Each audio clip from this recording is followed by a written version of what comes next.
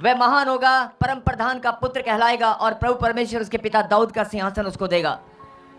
दाऊद का सिंहासन देने का मतलब है कि वो राजा बनेगा और स्वर्ग और पृथ्वी में एक ऐसा राजा जिसका राज्य सदा चलता ही रहेगा। आमीन। एक ऐसा राजा परमेश्वर ने इस धरती पर पैदा किया। भविष्यवाणी किया कि मरियम भयभीत न हो, तू एक पुत्र जनेगी और जब उस पुत्र का नाम तू यीशु रखना और वो दाऊद के सिंहासन पर विराजमान होगा और उसका राज्य कभी खत्म नहीं होगा। आमीन।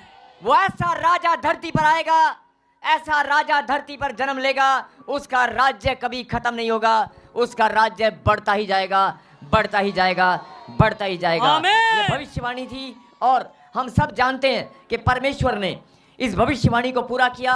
और फिर मरियम गर्भवती हुई और जब मरियम ने पुत्र को जना, बहुत लोगों ने उंगलियां उठाई, बहुत लोगों ने शंका की। और आज भी बहुत सारे लोग, मैं ये संदेश देना चाहता हूं, आज भी बहुत सारे लोग शंका करते हैं और सवाल करते हैं, अरे ऐसे कैसे हो सकता है, बच्चा कैसे पैदा हो सकता है, कुंवारी गर्भवती कैसे हो सकती है।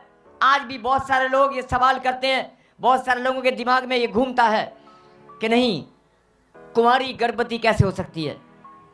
लेकिन ये सच में हो चुका है। इस पृथ्वी पर परम प्रधान पुत्र का पुत्र कहलाएगा और वो पुत्र जनेगी परमेश्वर की सामर्थ के द्वारा, पवित्र आत्मा की सामर्थ के द्वारा। वो गर्भवती हुई और उसने पुत्र को जना। और ये हम सब जानते हैं कि आज उसका जन्मदिन है और उसका जन्म इस धरती पर इसीलिए हुआ कि हम सब का उद्धार हो सके, हम सब का उद्धार हो सके। कहें हालेलुया। हालेलुया। और ये भविष्यवाणी 2025 साल पहले पूरी हो चुकी है।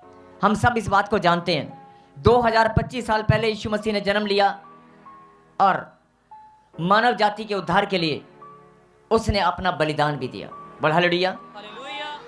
और आज मैं यही संदेश देना चाहता हूं कि वो दाऊद के सिंहासन पर विराजमान होने का मतलब है कि दाऊद को परमेश्वर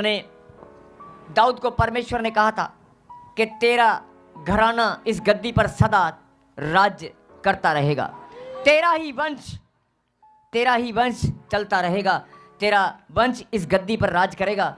और देखना, वो दाऊद के घराने में पैदा हुआ